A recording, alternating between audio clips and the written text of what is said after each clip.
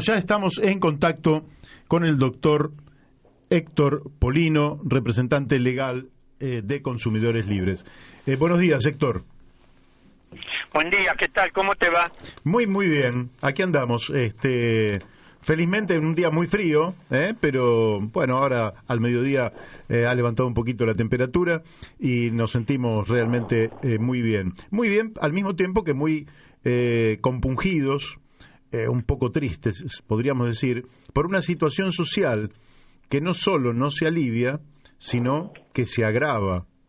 Que los gobiernos no encuentran la respuesta y van pasando uno tras otro y la situación empeora. Y quienes vivimos en el Gran Buenos Aires lo vemos cotidianamente con situaciones que realmente conmueven y acongojan el corazón, porque ver a gente que trabaja horas y horas y horas arrastrando un carrito donde va cargando cartones y cosas que saca de la basura para después venderlas por un dinero que apenas si le alcanza para comer, la verdad que son situaciones que nadie merece en la Argentina.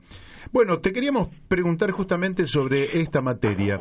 ¿Cómo pensás vos, Héctor, que habría que abordar esta situación para elevar la calidad y el nivel social de nuestro pueblo?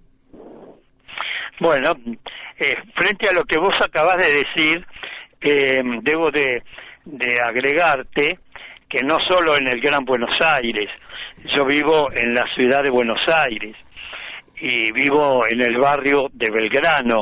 Uh-huh. Y veo todos los días jóvenes y algunos chicos empujando carritos y volviendo los contenedores de basura y sacando basura de los contenedores y poniéndolas en los carritos. El problema de la pobreza y de la indigencia en la Argentina se ha extendido a todo el país, lamentablemente, ¿no? Uh-huh. Es un verdadero drama social.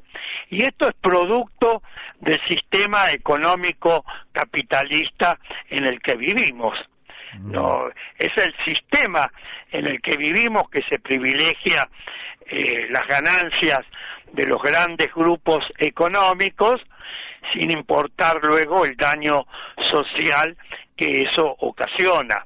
Y cuando vos me preguntás cómo salir de esto, bueno, modificando la política totalmente, no con mero asistencialismo social, sino cambiando la estructura económica del país.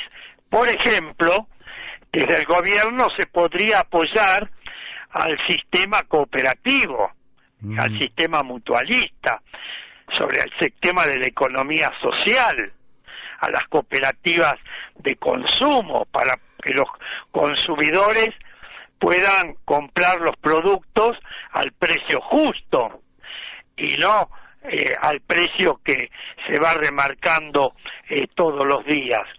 Poner cooperativas de trabajo para poder tener un trabajo genuino, lógico, cooperativas de vivienda, de autoconstrucción, para que sean los propios trabajadores los que construyan sus propios edificios. Yo cuando fui secretario de Estado de Acción Cooperativa de la Nación, con el gobierno como extrapartidario, con el gobierno democrático del doctor Raúl Alfonsín, a pesar del momento difícil que se vivió en aquella época, que era la salida de la dictadura militar, sí, desde la Secretaría de Acción Cooperativa de la Nación, le di un enorme impulso al cooperativismo en todo el país, al cooperativismo de trabajo, al cooperativismo de consumo, al cooperativismo de vivienda, al cooperativismo de servicios públicos, etcétera. Y se iba cambiando la estructura y el modelo de la sociedad. La construcción de cooperativas de vivienda a través de ese sistema, lo que sale un metro cuadrado de construcción a través del sistema capitalista, se pueden construir 3 metros cuadrados a través del sistema cooperativo. Claro. Y a través del sistema de la autoconstrucción, donde eran los propios trabajadores que levantaban sus propias viviendas. Por ejemplo, en el Gran Buenos Aires se construyeron infinidad de viviendas, donde, por ejemplo, el municipio ponía a lo mejor tierras públicas y hacía obras de infraestructura. Y los trabajadores, nucleados en cooperativas, algunos conseguían créditos de instituciones cooperativas del exterior, avalados con los fondos del Tesoro Nacional, y se construían las viviendas por los propios trabajadores, con una particularidad, Mario, que el trabajador que construía la vivienda no sabía a quién le iba a tocar, para que luego iba al sorteo. Entonces todos ponían el máximo de empeño para que esa vivienda tuviera la mejor calidad posible. De modo que hay formas de poder ir enfrentando esta crisis. Ahora, si la queremos resolver dentro del sistema capitalista y paliar los males que el sistema capitalista produce con recursos del Estado, a través de ayudas que efectúa el Estado permanentemente, no vamos a resolver el problema estructural, el problema de fondo que tiene la República Argentina. Y te voy a preguntar por algo que es muy sentido por los socialistas, por quienes como vos acompañaron a Alfredo Palacios, que es el salario mínimo vital y móvil, ¿no? Que se define como la menor remuneración a percibir por un trabajador que le garantice, dentro de la jornada legal de trabajo, la alimentación, la vivienda, la educación, el vestuario, la salud. Y en la Argentina tenemos a partir del 1 de julio, 27.000 de salario mínimo. En 1 de agosto, 28.000, y el 1 de septiembre, 29.000 pesos, con lo cual no garantiza absolutamente nada de esto que rige como salario mínimo vital y móvil. ¿Cómo es que ocurre esto cuando la dirigencia política tendría que haberlo hecho cumplir y la dirigencia gremial tendría que también luchar para que el salario mínimo vital y móvil estuviera en el nivel que corresponde, que probablemente sería el doble de lo que estamos mencionando? Sin duda. Vos fíjate que desde diciembre del año 2015 los salarios han perdido alrededor del 40% en el poder adquisitivo y el 31,6% de los hogares son pobres, y dichos hogares tuvieron un ingreso familiar total promedio del 29.500 pesos. En 5 años, el salario de referencia percibido en diciembre del 2015, actualizado en pesos, yo tengo a marzo de este año, debería ser 64.300 pesos. Más del doble. En cambio, son 36.600 pesos, incluyendo la suma fija de 4.000 pesos que otorga el gobierno nacional a los trabajadores que cobren hasta 60.000 pesos brutos. Estamos muy complicados. Una familia tipo necesitó en el mes de marzo de este año 61.000 pesos para no ser pobre. Bueno, vos me preguntás por qué el salario mínimo vital y móvil está tan bajo.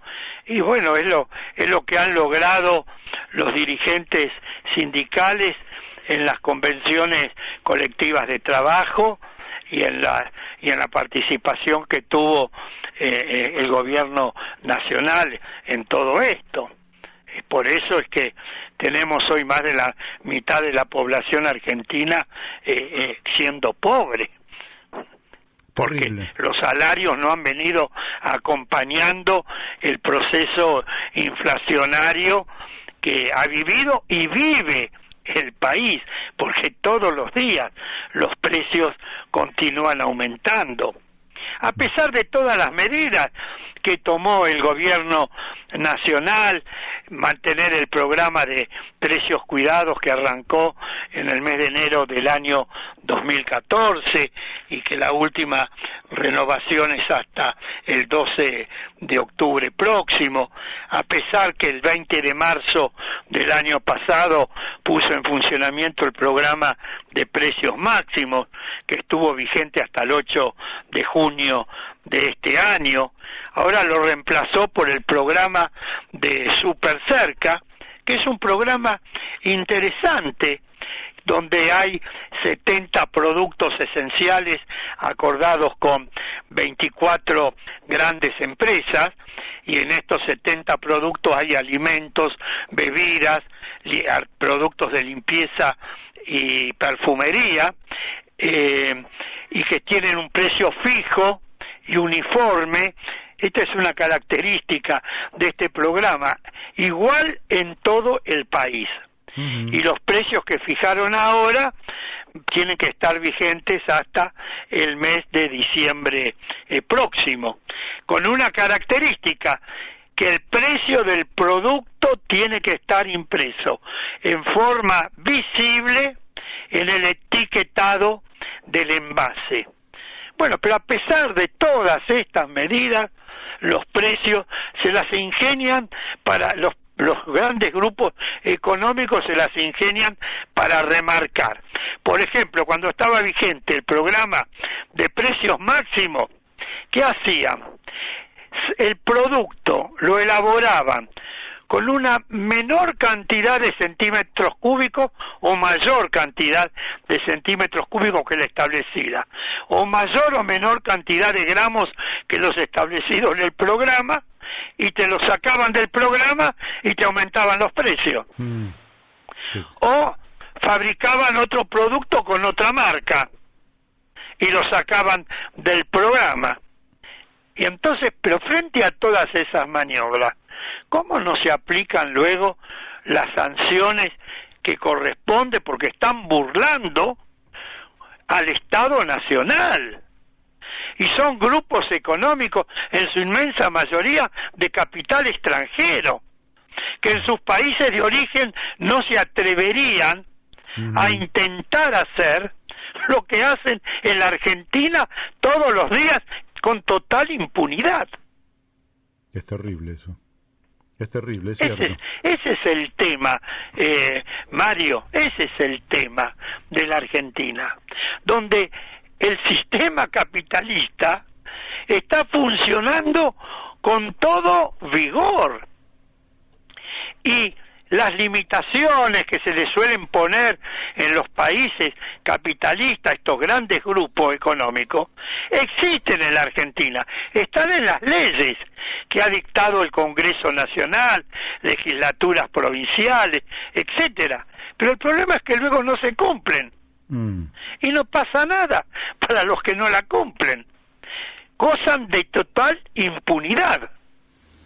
Ese cartonero que vos decías al comienzo de la nota, que está recogiendo las sobras de alimentos, si mañana comete un delito, intenta quitar la billetera, cualquier delito, se le aplica las normas legales vigentes. Cuando vos vas a una cárcel argentina, te vas a encontrar con que el 99% son jóvenes, son morochos y son pobres. Sí, claro. Muy pocos ricos existen en las cárceles argentinas. Gozan de total impunidad. Ahora se le aplica toda la ley, y como corresponde, al chico, al joven, que luego roba para poder comprarse luego 1 litro de leche, a lo mejor. Por supuesto que yo no estoy fomentando ese tipo de delito, ni lo estoy justificando, pero digo, ese muchacho es pobre porque hay muy pocos que son muy ricos. Uh-huh.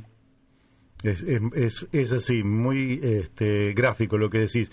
Hay otro tema, Héctor, que tiene que ver con la persistencia de la crisis, porque una crisis, por ejemplo, pasajera, que puede ser hasta por cuestiones climáticas, por un terremoto o una crisis financiera, etcétera, de corto plazo, que puede llevar a situaciones de angustia, pero por poco tiempo, la sociedad se recupera con cierta rapidez, mientras que en una crisis persistente donde los ajustes fueron llevando a que la gente de clase media cayera en la pobreza y gente que era pobre cayera en la indigencia, y que la persistencia en la indigencia de 5 millones de compatriotas hacen que estén malnutridos y que los chicos vengan al mundo con madres que están malnutridas, que no le pueden pasar todo lo que tiene que tener un chico al nacer, y que ese chico luego no va a poder disfrutar de todo lo que tiene que disfrutar un niño, porque ya desde el vientre de su madre viene con dificultades, y después también tiene el problema que no se alimenta ni siquiera cuando es bebé, cuando está creciendo. Todo esto va a traer una secuela. ¿No pensás que Argentina está hipotecando el futuro? Sin duda. Mira, ya los nutricionistas están advirtiendo que como consecuencia de la mala alimentación de una parte importante de la niñez argentina, vamos a tener dentro de algunos años una parte importante de la juventud con un menor grado de desarrollo mental e intelectual como consecuencia de la mala alimentación. Ese es un problema serio, gravísimo, al que no se le está prestando la atención necesaria. Y el problema de la Argentina se ha agudizado en los últimos tiempos.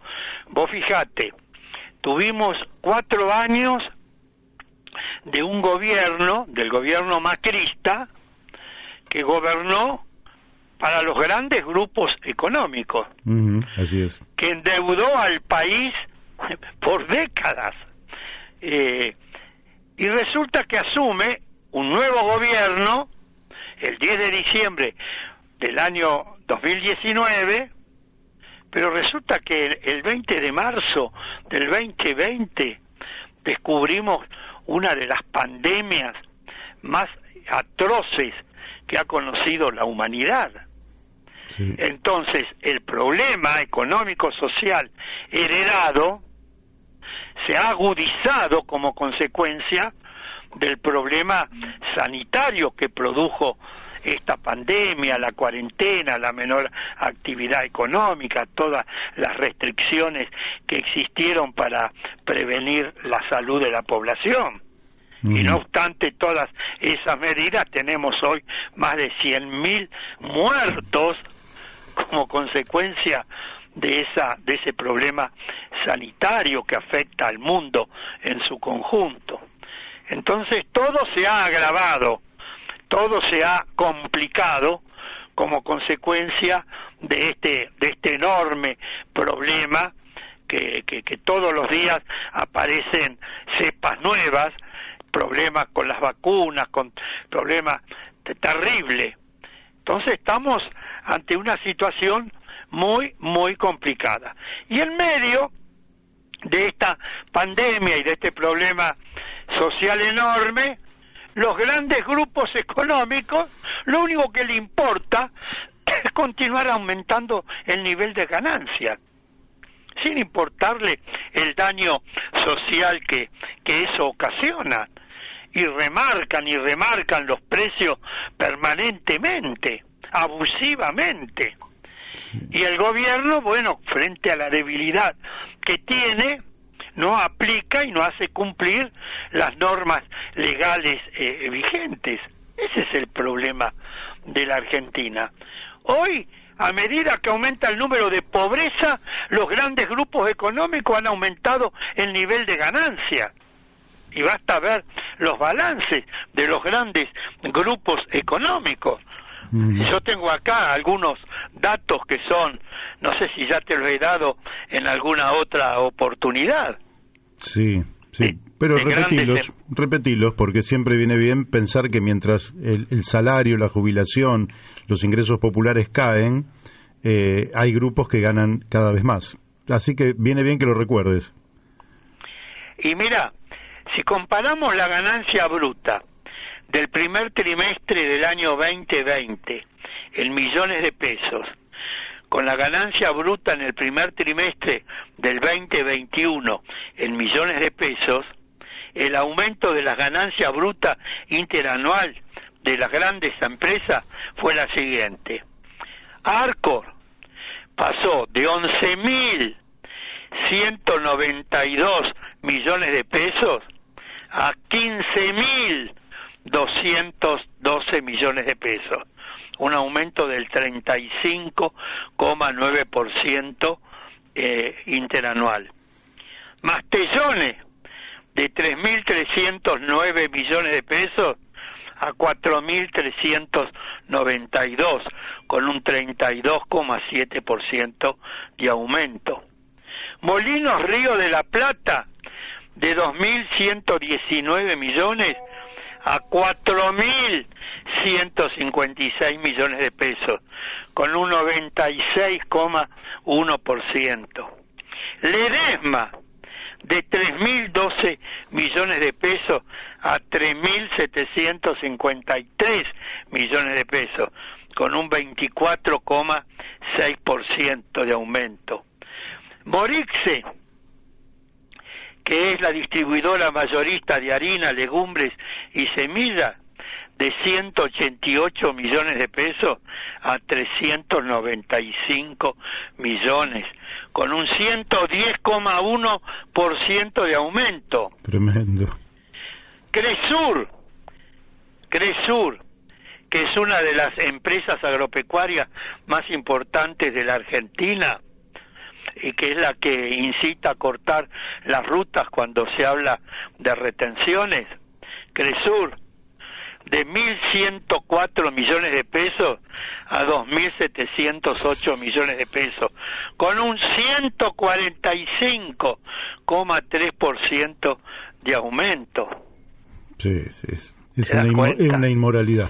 Héctor, ¿te das cuenta? Héctor, Daniel de Abrante, saluda, ¿cómo estás?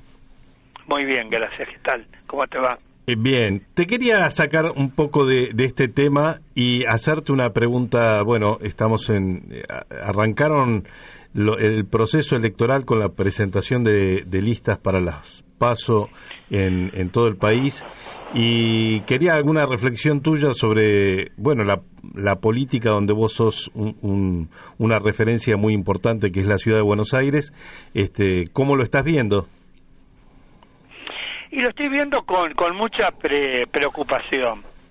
El Partido Socialista, al que yo pertenezco de toda la vida, a los 15 años de edad me afilié a las Juventudes Socialistas y a los 18 años de edad al Partido Socialista, y a los 26 años de edad tuve el privilegio de representar al Partido Socialista en el Consejo Deliberante de la Ciudad de Buenos Aires, y sigo perteneciendo al Partido Socialista y convencido todos los días de las ideas del socialismo, que son las únicas que van a sacar al país y al mundo del estado de pobreza y de miseria en que se encuentran los trabajadores. Veo con preocupación que no podamos tener en la ciudad de Buenos Aires un partido socialista participando de las elecciones con personería propia, pero defendiendo los principios históricos y los valores históricos del socialismo. Y hoy el Partido Socialista de la Ciudad de Buenos Aires va en la boleta con el macrismo, con el PRO, lo mismo en la provincia de Buenos Aires y demás. Y entonces sectores disidentes del Partido Socialista, van en la lista con Libres del Sur, en la boleta con Libres del Sur, y algunos compañeros y compañeras van a trabajar en ese espacio político con respecto a estas elecciones. Y estas elecciones encuentra al Partido Socialista en todo el país en un estado de debilidad muy importante.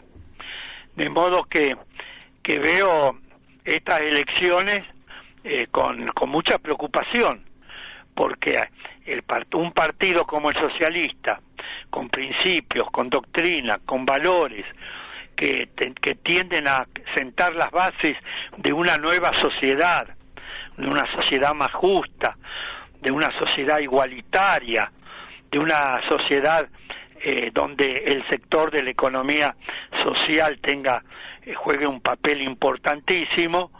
Veo hoy que en estas elecciones este partido no cumple un rol protagónico y no vamos a tener en los cuerpos colegiados del país una representación socialista lo suficientemente importante como para poder gravitar e incidir en la sanción de las futuras leyes. De modo que veo el escenario político con mucha preocupación. Y creo que todo esto nos tiene que hacer reflexionar a aquellas compañeras y compañeros para después de las elecciones ponernos a trabajar seriamente, responsablemente, a constituir una fuerza socialista lo suficientemente importante, con el suficiente volumen y prestigio político para que luego pueda gravitar e incidir en las decisiones que se toman tanto a nivel nacional como provincial y municipal, y poder cambiar esta sociedad capitalista en la que vivimos, tan injusta, tan desigual, que viene generando estos aumentos en los niveles de pobreza y de indigencia constantemente.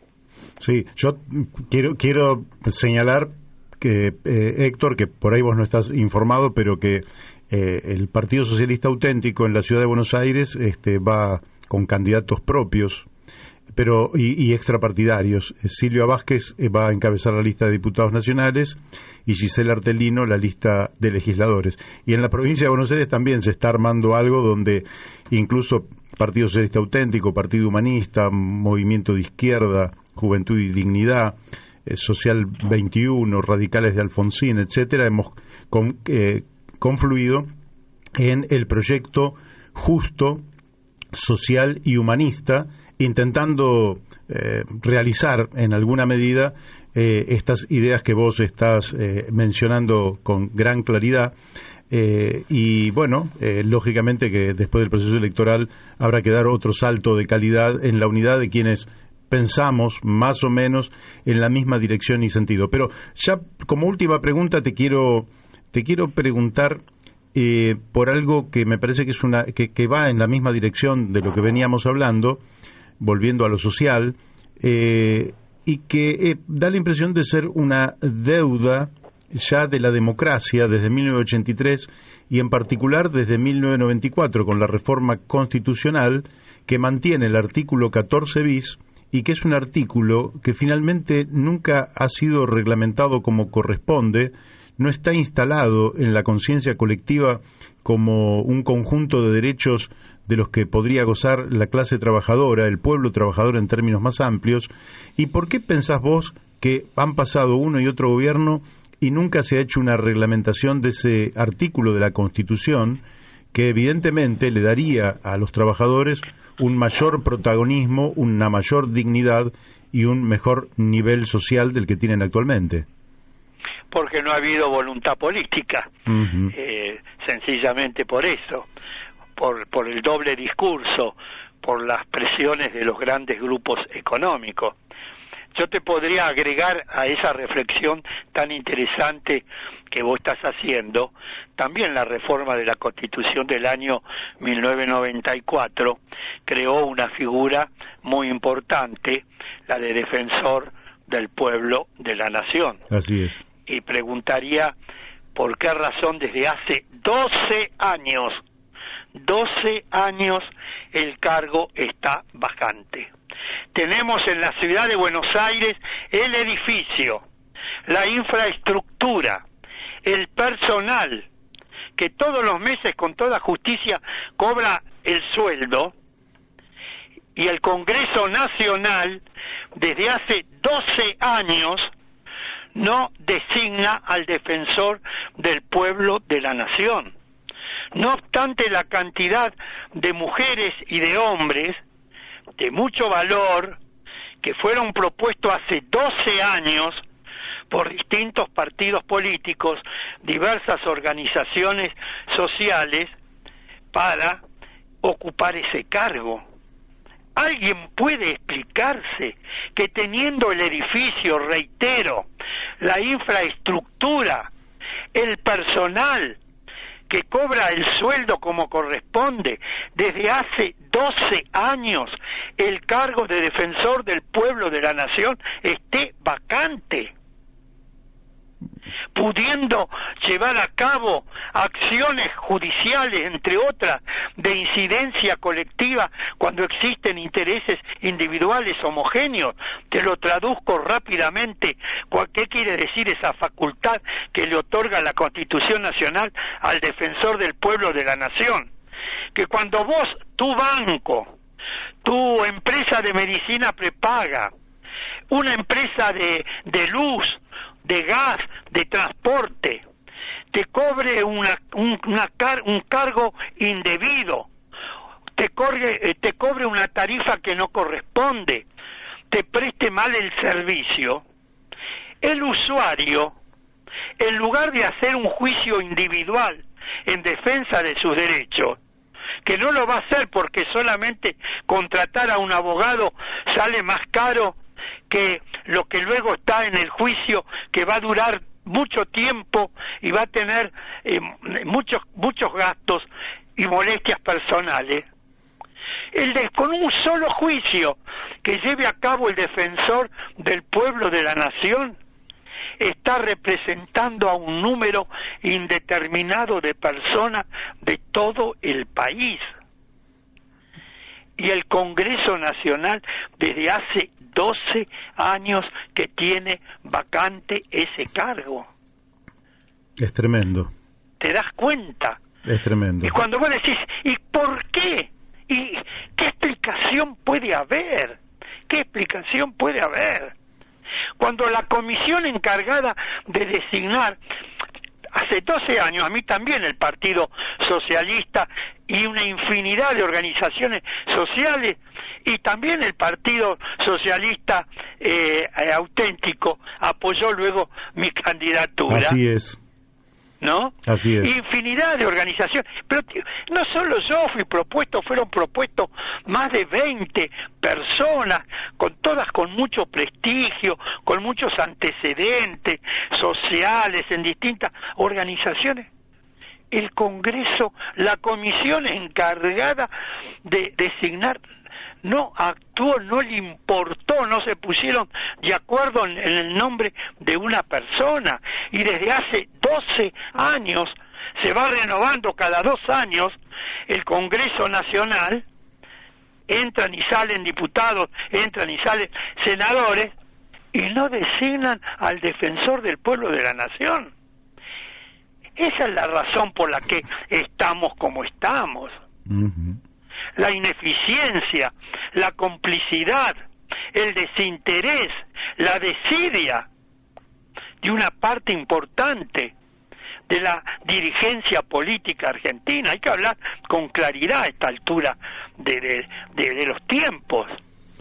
Después del drama que estamos viviendo, millones de argentinos en la pobreza, en la indigencia.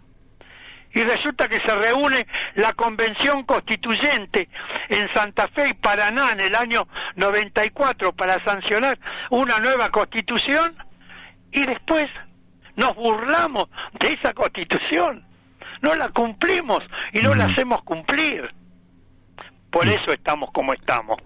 Bueno, me parece que es una conclusión muy sabia que estás dándonos y bueno, Héctor, te agradecemos muchísimo la amabilidad que como siempre tenés de participar aquí en La Brújula.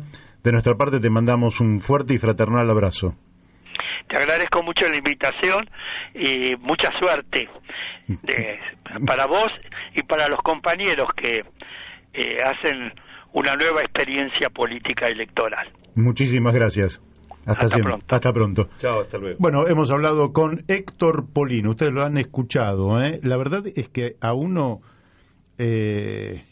además de que Héctor, como siempre decimos, es un ejemplo, porque Héctor tiene una trayectoria extensísima, de una cantidad de años tremendo en la política argentina. Pero cuando vos observás que efectivamente hace 12 años que nos hemos quedado sin defensor del pueblo, que es una institución creada por la Constitución reformada en 1994 y que el Congreso de la Nación no hace nada, y cuando ves tantas cosas que están en la Constitución bien escritas, bien resueltas, bien propuestas, pero ni los legislativos ni los ejecutivos hacen nada, y bueno, es una buena explicación para entender por qué estamos en la decadencia en la que estamos. No son las potencias extranjeras las que hacen que Argentina esté en decadencia, son las dirigencias políticas, empresariales, gremiales,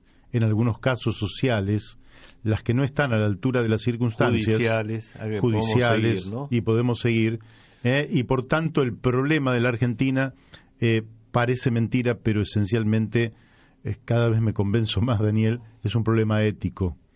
Si la ética no vuelve a ser una disciplina para el conjunto de los argentinos, para desenvolver la vida individual y colectiva, la verdad es que es muy difícil ver la luz al final del túnel. En cambio, si recuperamos la ética como disciplina, como lo que es, como lo que debe ser, seguramente vamos a encontrar los mejores caminos. Vamos a la tanda de la radio y después seguimos aquí en La Brújula por Radio La Luna.